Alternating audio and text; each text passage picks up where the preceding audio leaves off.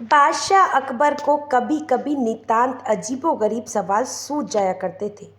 वे अपने चतुर सलाहकार बीरबल को उलझाने का कोई मौका नहीं छोड़ते थे। एक दिन का वाक्य है, अकबर महल के बगीचे में टहल रहे थे कि अचानक किसी गधे के ढहचू ढहचू करने की आवाज़ गूंजी। आवाज़ इतनी ऊंची थी कि बादशाह का ध्यान बार बार उसी पर चला जाता। अकबर ने मजाक के लहजे में दरबारियों से कहा, ये गधा बड़े जोर से अपना नाम जप रहा है। किसी को पता है कि इसका बाप कौन है? सबके चेहरों पर हल्की हंसी तैर गई, लेकिन किसी के पास इस सवाल का कोई जवाब नहीं था।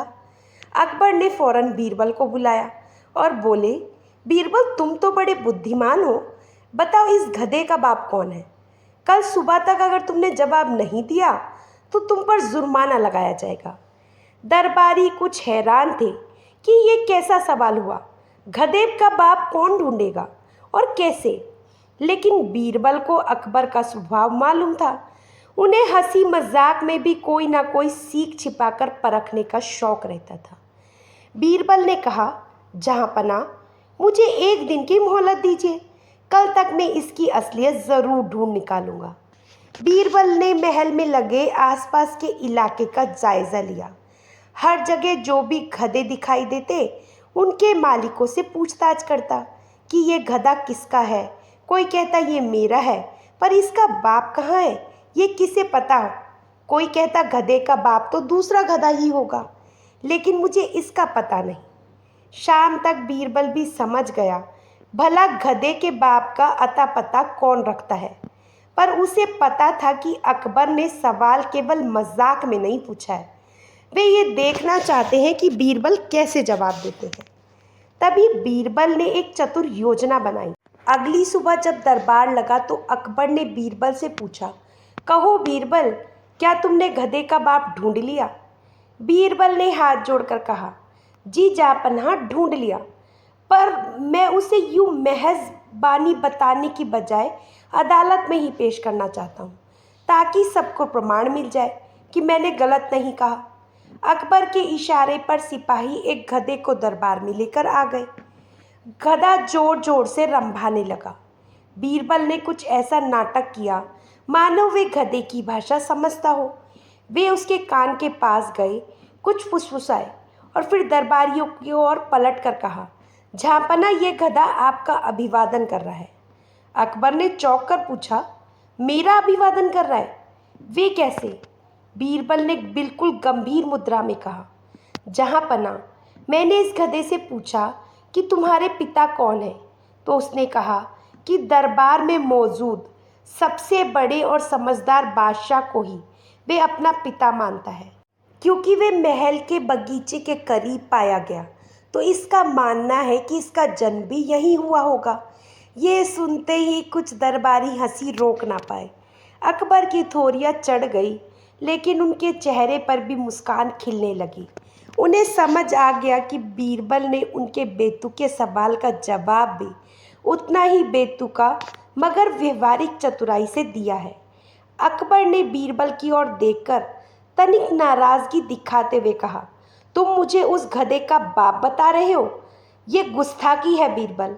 बीरबल ने बड़े आदरपूर्वक उत्तर दिया, जहाँपना, आपने ही तो मुझे ये जवाब ढूंढने को कहा था कि गधे का बाप कौन है।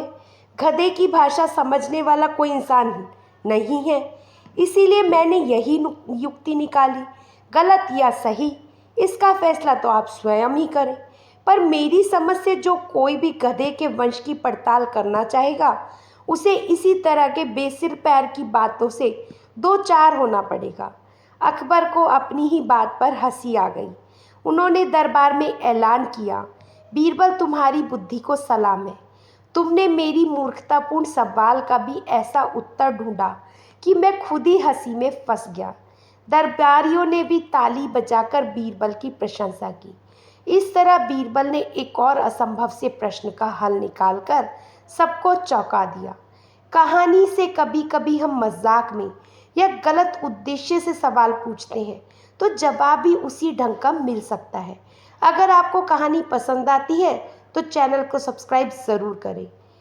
चलिए चलते हैं दूसरी कहानी की ओर। बादशाह अकबर के दरबार में कई बार चोरी चकारी के मामले आते रहते थे, जिनका हल निकालने के लिए सभी को बीरबल की चतुराई पर बड़ा भरोसा था। एक बार रानी साहिबा का बेशकीमती मोतियों का हार खो गया। महल में हड़कंप मच गया, क्योंकि वे हार रानी को बहुत प्रिय था। हाल ही में किसी ने उन्हें उपहार में दिया था। अकबर ने महल के पहरेदार और सेवकों से पूछताछ करवाई, पर कोई सुराग हाथ नहीं लगा। आखिरकार उन्होंने बीरबल को बुलाकर कहा, देखो बीरबल, रानी साहिबा का हार चोरी हो गया है। मुझे यकीन है कि ये चोरी महल के अंदर के ही किसी व्यक्ति ने की होगी, लेकिन कोई भी कबूल नहीं कर रहा। तुम कोई ऐसा उपाय निकालो जिससे चोर खुद सामने आ जाए। बीरबल ने विनम्रतापूर्वक हामी भरी और सबसे पहले महल के हर उस कर्मचारी की सूची बनवाई जो रानी का कक्ष में आता जाता था। पहरेदार, दास दासी, रसोइया, मेहराब आदि सबके नाम उसमें दर्ज किए गए। अगली सुबह बीरबल ने उसी सूची में से दर्जन भर लोगों को एक हॉल में इकट्ठा करवाया। दरबार में और भी कुछ महत्वपूर्ण दरबारी मौजूद थे। सब उत्सुक थे कि बीरबल आखिर क्या करने जा रहे हैं। बीरबल ने उन सभी संदिग्ध लोगों की ओर ध्यान से देखा और बोला, रानी साहिबा का हार किसने चुराया है ये तो मुझे पहले से ही पता है, पर मैं चाहता हूँ कि चोर खुद सामने आ जाए। तुम में से जो भी चोर है उसकी दाढ़ी में जो तिनका हुआ है। सभी चौंक गए, क्योंकि ज़्यादातर लोगों के चेहरे पर दाढ़ी या मूछें थी। वे मन ही मन सोचने लगे, क्या सचमुच किसी की दाढ़ी में तिनका है? दरअसल किसी की दाढ़ी में कोई तिनका नहीं था। ये बीरबल की चाल थी। बीरबल ने आगे कुछ नहीं कहा, बस सबको चुपचाप खड़े रहने का इशारा किया। वे ध्यान से हर व्यक्ति के हाव भाव देखने लगा। कुछ देर बाद दरबार में सन्नाटा छा गया। अचानक एक व्यक्ति ने अनजाने में अपने हाथ से दाढ़ी टटोलने की कोशिश की। शायद उसमें डर था कि कहीं मेरी दाढ़ी में तो तिनका नहीं। बस बीरबल को यही संकेत चाहिए था। उसने तुरंत ऊंची आवाज में कहा, पकड़ो, यही है चोर। इसकी दाढ़ी में ही तिनका छिपा है। तो सिपाही उसे पकड़ते हैं और आगे ले आते हैं, तो वह आदमी घबरा कर बोलता है, नहीं नहीं, मेरी दाढ़ी में कुछ नहीं है। बीरबल मुस्कुराते हुए बोला, हमें मालूम है, वास्तव में वहाँ कोई तिनका नहीं है, पर तुमने खुद अपनी घबराहट में दाढ़ी छूकर बता दिया कि तुम ही चोरी के गुनहगार हो। बादशाह अकबर ने सख्ती से उस व्यक्ति से पूछताछ की तो उसने सारी बात उगल दी। उसने स्वीकार किया कि लालच में आकर उसने मोतियों का हार चुरा लिया था और उसे महल के एक सुनसान हिस्से में ज़मीन के नीचे दबा दिया था, ताकि कुछ दिन बाद निकाल कर बेच सके। चोर की निशानदेही पर सिपाहियों को वे हार मिल गया। रानी साहिबा का गुम हुआ हार फिर से वापस आ गया। अकबर ने चोर को कड़ी सज़ा दी और बीरबल की तारीफ करते हुए कहा, बीरबल, तुमने झूठी बात कहकर भी चोर के मन में भय पैदा कर दिया। वास्तव में तिनका कहीं था ही नहीं, लेकिन दोषी अपराध बोध के कारण खुद ही फंस गया। दरबारियों ने बीरबल की हाजिर जवारी और मनोवैज्ञानिक समझ की सराहना की और तभी से चोर की दाढ़ी में तिनका कहावत प्रचलित हो गई, जिसका अर्थ है जिसने गलती की होती है वह खुद ही अपने व्यवहार से पकड़ा जाता है। कहानी से सीख, अपराध करने वाला व्यक्ति मन ही मन डरा रहता है और हल्की सी चालाकी से वे स्वयं अपना दोष प्रकट कर देता है। और आपने ये भी सुना होगा, जब सीधी उंगली से घी ना निकले तो उंगली टेढ़ी करनी पड़ती है, और बीरबल तो इस काम में माहिर थे। आशा करती हूँ दोस्तों आपको ये कहानी अच्छी लगी होगी। चलिए चलते हैं दूसरी कहानी की ओर। दूर दूर से प्रसिद्ध कवि राजा के दरबार में आए। अकबर की शान में बहुत ही सुंदर और प्रभावशाली कविता सुनाई गई। कविता मनभावन थी कि अकबर ने ताली बजाकर स्वागत किया और खुश होकर बोले, कवि महाशय, आपके इस अद्भुत काव्य के लिए आप जो मांगेंगे मैं आपको इनाम में दूंगा। सारे दरबारी कवि की वाहवाही करने लगी। कवि गर्व से फूल उठा। उसने नम्रता का दिखावा करते हुए कहा, जहाँ पना, मैं कोई आम कवि नहीं, मेरी कविता अमूल्य है, इसीलिए मेरा इनाम भी कुछ खास होना चाहिए। अकबर ने मुस्कुराते हुए कहा, ज़रूर, तुम्हारी इच्छा जानना चाहेंगे। कवि ने झूठी विनम्रता छोड़कर बड़ी मांग रख दी। हुजूर, मैं चाहूँगा कि मुझे प्रत्येक शब्द के बदले एक स्वर्ण मुद्रा, सोने का सिक्का मिले। मैंने जो आपको अभी कविता सुनाई उसमें 500 शब्द हैं, तो मुझे 500 स्वर्ण मुद्राएं मिलनी चाहिए। दरबारियों ने सोचा, इनाम की ये मांग थोड़ी बड़ी ज़रूर है, लेकिन असंभव नहीं। अकबर भी दानवीर राजा के रूप में प्रसिद्ध थे। पर तभी बीरबल ने भाप लिया कि कवि सोच रहा है कि सरलता से 500 सोने के सिक्के मिल जाएंगे और शायद उसका लालच और भी बढ़ जाए। अकबर ने कहा, ठीक है, अगर इतनी इच्छा है तो मंजूर है। कल सुबह दरबार में आना, तुम्हें 500 स्वर्ण मुद्राएं मिल जाएंगी। कवि बहुत खुश हुआ और दूसरे दिन आने के लिए विदा हो गया। उस रात बीरबल ने एक योजना सोची। सुबह होते ही जब कवि दरबार में पहुंचा तो बीरबल ने कहा, कवि जी, कल आपने 500 शब्द की कविता सुनाई थी, ये सही है? कवि ने उत्साहित होकर कहा, जी हाँ, एक एक शब्द मेरी लेखनी का मोती है। बीरबल ने एक कागज़ निकाला और दरबार लेखक से कहा, इनके कहे हुए कविता पाठ का जो का त्यों लिखो। लेखक ने कविता दर्ज की। फिर बीरबल ने कवि से पुष्टि करवाई, देख लीजिए, शब्दों की गिनती और क्रम सब सही है ना? कवि ने ध्यान से देखा, सचमुच 500 शब्द ही थे। वे मन ही मन बहुत प्रसन्न हुआ कि अब मुझे 500 सोने के सिक्के मिलेंगे। बीरबल ने बड़ी गंभीरता से कहा, अच्छा, अब हर शब्द के बदले एक सोने का सिक्का देने से पहले दरबारी लेखक जरा इन शब्दों का क्रम उल्टा लिखे, यानी अंतिम शब्द पहले और पहला शब्द आखिर में। इस तरह भी देख लें कि कविता बदल तो नहीं रही। कवि को ये बात थोड़ी अजीब लगी, लेकिन वे कुछ बोला नहीं। लेखक ने कविता का क्रम उल्टा लिख दिया। बीरबल ने उसे भी जोर से पढ़कर सुनाया। कवि ने खींचते हुए कहा, महाराज, इससे कविता का अर्थ बिगड़ गया है।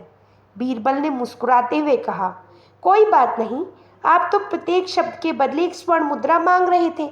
आपने ये थोड़ी ना कहा था कि हम कविता को उसी क्रम में रखें। अकबर को भी ये दिलचस्प चाल समझ में आने लगी।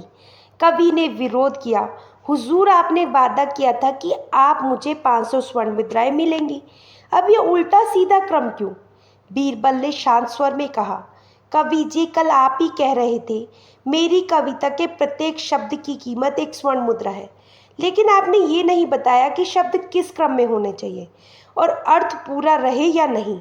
हमने आपको 500 शब्दों के बदले 500 सिक्के देने का वादा किया, पर किस पेज पर या किस क्रम में ये शब्द होंगे, ये तो आपने स्पष्ट किया ही नहीं। कवि को समझ आ गया कि वे अपनी बात को अधूरा छोड़कर लालच कर रहा था।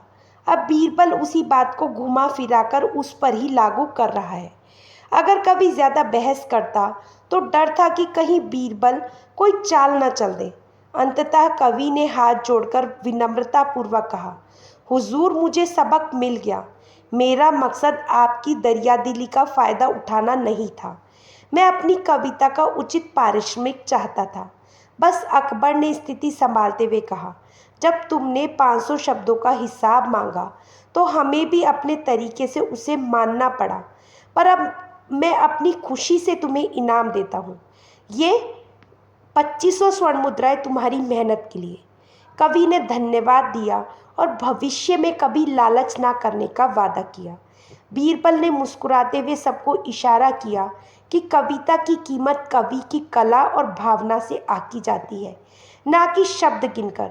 दरबारियों ने तालियां बजाई। इस तरह अकबर बीरबल की कहानियों में एक रोचक प्रसंग जमा हो गया। चलिए चलते हैं अपनी अगली कहानी की ओर। बादशाह अकबर के दरबार में एक बार दूर देश से एक पंडित आया, जो अपने ज्ञान विज्ञान की बड़ी बढ़ चढ़कर प्रशंसा कर रहा था। वे खुद को तमाम वेद, शास्त्र और खगोल विज्ञान में पारंगत बताता था। उसने दरबार में घोषणा की कि मैं आपकी किसी भी शंका का समाधान कर सकता हूँ, चाहे सवाल ब्रह्मांड का हो, जीवन मरण का हो, मैं सब जानता हूँ। अकबर ने सोचा, ये आदमी वाकई विद्वान है या सिर्फ डींगे हाँक रहा है। उन्होंने पंडित जी से कुछ प्रश्न पूछे जिनका वे चतुराई से जवाब देता गया, परंतु अकबर को संतुष्टि नहीं हुई। उन्हें लगा कि ये आदमी बातों का मायाजाल बुन रहा है। अकबर ने बीरबल को बुलाया और कहा, बीरबल, तुम इस पंडित से कुछ ऐसे प्रश्न पूछो जिनसे हमें पता चले कि ये वास्तव में ज्ञानी है या सिर्फ बातें बना रहा है।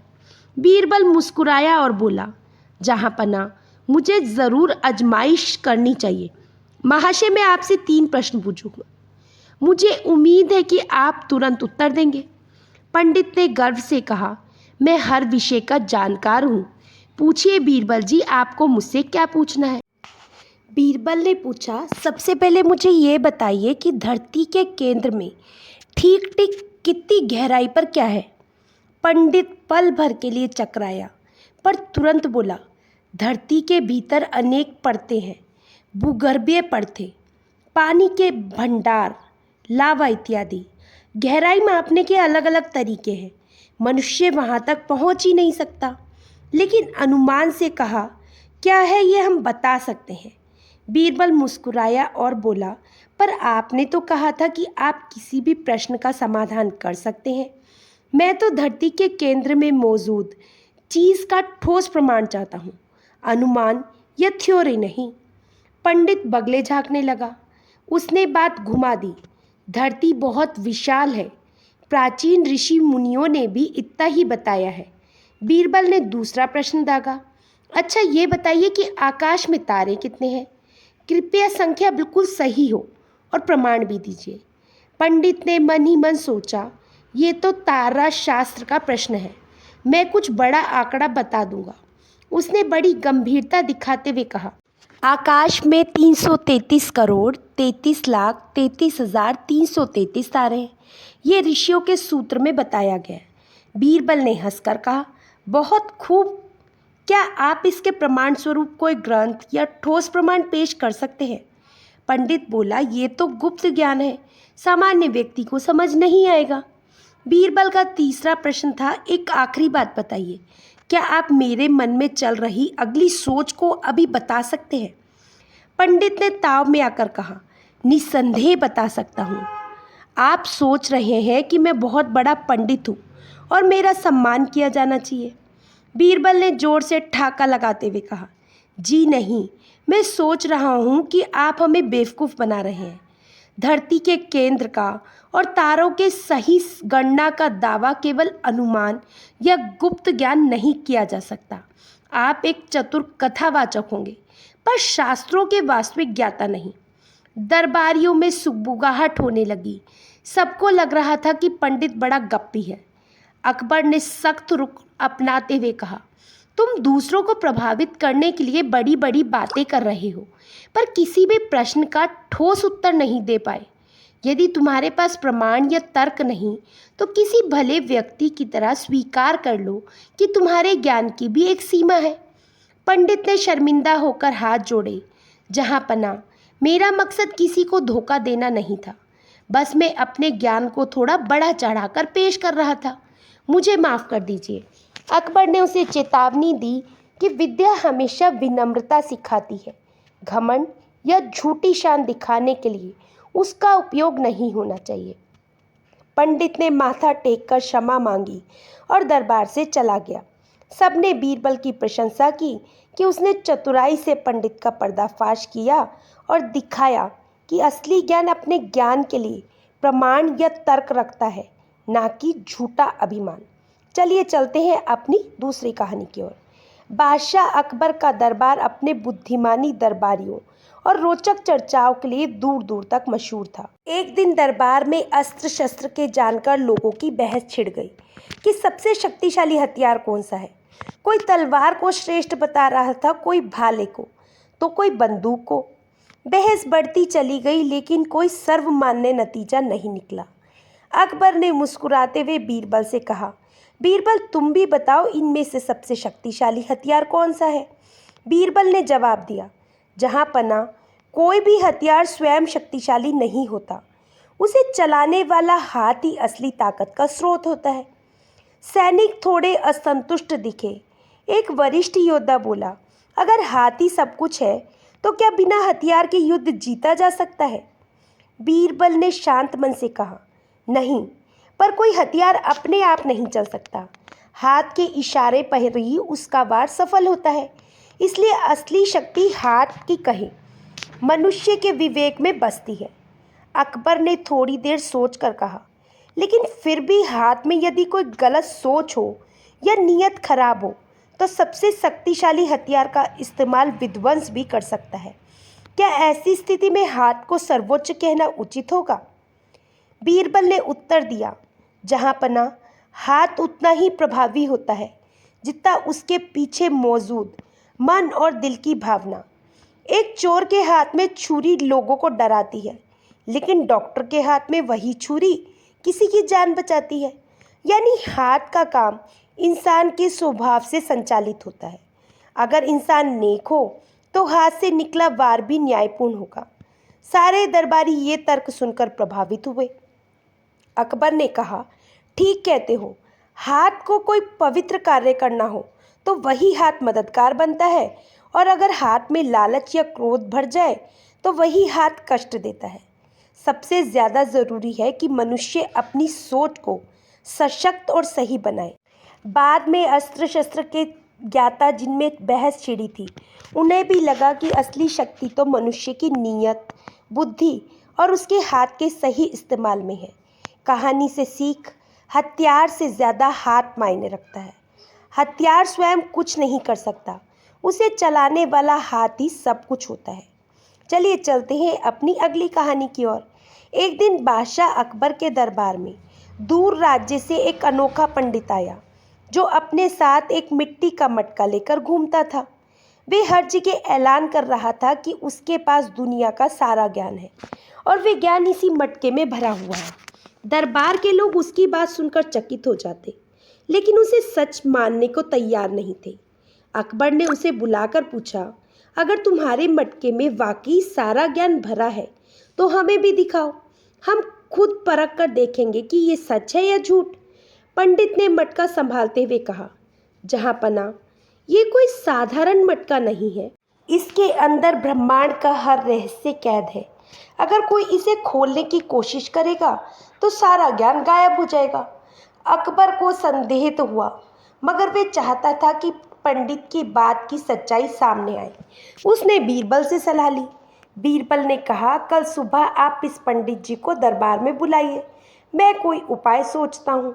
दूसरे दिन जब पंडित अपने मटके के साथ दरबार में आए तो बीरबल ने सबके सामने एक घोषणा की, हमने रात भर खोजबीन की और पता लगाया कि यदि इस मटके में सचमुच सारा ज्ञान है तो मटके के ऊपर कुछ जादुई चिन्ह ज़रूर होने चाहिए। पंडित घबरा गए पर बोला कुछ नहीं। बीरबल मटके के पास गया और ऊंची आवाज़ में बोला, मैं इस मटके पर सिर्फ एक ठक-ठक करूँगा, अगर भीतर सारा ज्ञान है तो मटका जवाब देगा। फिर उसने मटके के ऊपरी हिस्से पर उंगलियों से हल्की सी चोट की।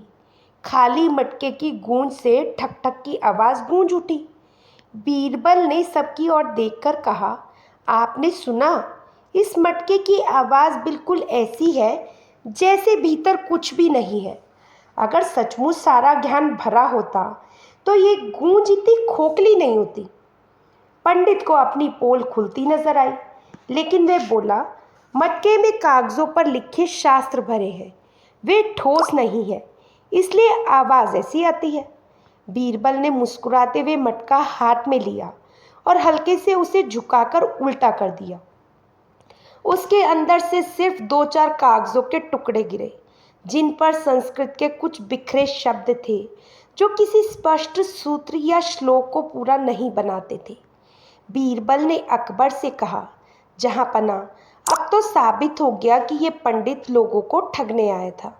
इसने झूठी प्रसिद्धि पाने के लिए मटके को ज्ञान का भंडार कह दिया, जबकि इसमें ना कोई पूरा शास्त्र है, ना कोई अद्भुत जानकारी। पंडित लज्जित होकर चुपचाप खड़ा रहा। अकबर ने उसे फटकार लगाई कि झूठे दावे से आम लोगों को बेवकूफ़ बनाना एक तरीके का अपराध है।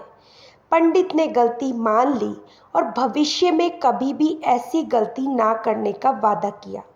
बीरबल ने सभी को समझाया कि असली ज्ञान सिर पर ढोकर नहीं रखा जाता, वे तो हमारे व्यवहार, सत्य प्रियता से झलकता है। इस तरह अकबर का दरबार फिर एक धोखेबाज से मुक्त हुआ और बीरबल ने अपनी हाजिर जवाबी से सबके सामने सच्चाई रख दी। चलिए चलते हैं अपनी अगली कहानी की ओर। एक बार अकबर के दरबार में एक व्यापारी अपनी शिकायत लेकर आया। उसने बताया कि वे इत्र बेचने का काम करता है, मगर हाल ही में उसके साथ धोखा हुआ है। उसने एक अमीर ग्राहक को एक बोतल दुर्लभ इत्र बेचा जिसकी कीमत बहुत अधिक थी, पर जब वे ग्राहक बोतल लेकर चला गया तो कुछ देर बाद बोतल खाली लौटा दी और पैसे देने से मना कर दिया। ग्राहक का दावा था कि इत्र की खुशबू तो बोतल में अभी भी बाकी है, इसीलिए वे बोतल का इस्तेमाल कर चुका या खत्म कर चुका नहीं माना जा सकता। वे कहता, मैंने इसमें से इत्र नहीं यूज़ किया, सिर्फ उसकी खुशबू का आनंद लिया है। खुशबू लेने के लिए मैं तुम्हें भुगतान क्यों करूं?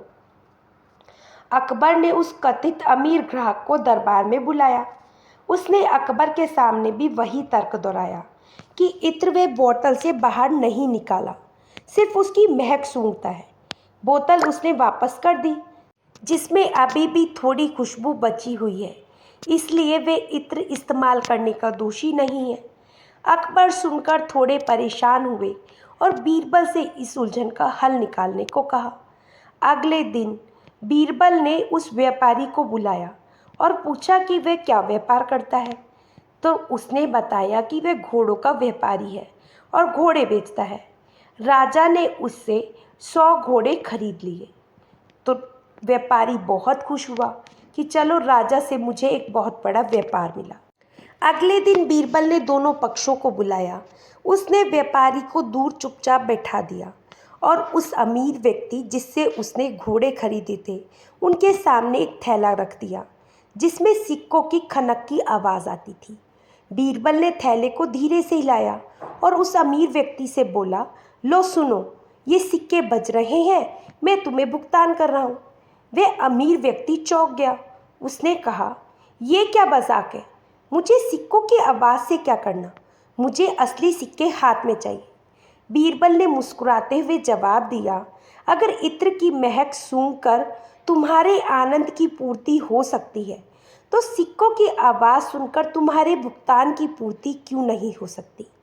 जैसे तुमने इत्र का वास्तविक इस्तेमाल नहीं माना, वैसे ही मैं भी सिक्कों का वास्तविक भुगतान नहीं मान रहा।